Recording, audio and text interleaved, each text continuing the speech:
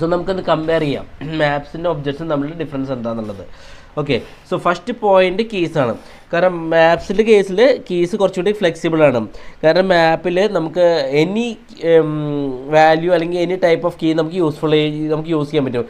മീൻ എന്ന് പറഞ്ഞാൽ നമുക്ക് ഒബ്ജക്റ്റ് കീ ആയിട്ട് വയ്ക്കാം, അറേ കീ ആയിട്ട് വയ്ക്കാം, ബൂളിയൻ കീ ആയിട്ട് വയ്ക്കാം, number string anything. Actually same മാപ്പിൽ തന്നെ മിക്സ്ഡ് കീസ് നമുക്ക് വയ്ക്കാനും പറ്റും. വേറെ ഒബ്ജക്ട്സിലും നമുക്ക് മിക്സ്ഡ് കീ പോസിബിൾ ആണ്, ബട്ട് റെസ്ട്രിക്ഷൻസ് ഉണ്ട്. ഒബ്ജക്ട്സിൽ നമുക്ക് സ്ട്രിങ്, നമ്പർ, സിമ്പിൾ മാത്രം കീസായിട്ട് വയ്ക്കാൻ പറ്റുള്ളൂ. ഓക്കെ, സോ ബൂളിയൻ ഒബ്ജക്റ്റിൽ വയ്ക്കാൻ പറ്റുമോ, കീ ആയിട്ട് വയ്ക്കാൻ പറ്റുമോ വെച്ചാൽ നോട്ട് ഡയറക്റ്റ്ലി. ഓക്കെ, വയ്ക്കാൻ പറ്റില്ല. അനദർ ഒബ്ജക്റ്റ് ആസ് കീ എന്ന് പറഞ്ഞാൽ ഒരു ഒബ്ജക്റ്റ് തന്നെ നമുക്ക് കീ ആയിട്ട് വയ്ക്കാൻ പറ്റും. ഒബ്ജക്റ്റ് കീ ആയിട്ട് വയ്ക്കാൻ പറ്റുമെന്ന് വെച്ചാൽ നോട്ട് റിയലി. കാരണം എന്ന് വെച്ചാൽ അത് സ്ട്രിങ് ആയിട്ട് കൺവേർട്ട് ചെയ്യും. അറേ ആസ് കീ എന്ന് പറഞ്ഞാൽ സെയിം ഇഷ്യൂ ആണ്, പ്രശ്നം വരും. സോ ഫ്ലെക്സിബിലിറ്റി വൈസ് മാപ്പാണ് അവിടെ ബെറ്റർ ആയിട്ട് വർക്ക് ചെയ്യുന്നത്. ഓക്കെ, സോ സെക്കൻഡ് കേസ് എന്ന് പറഞ്ഞാൽ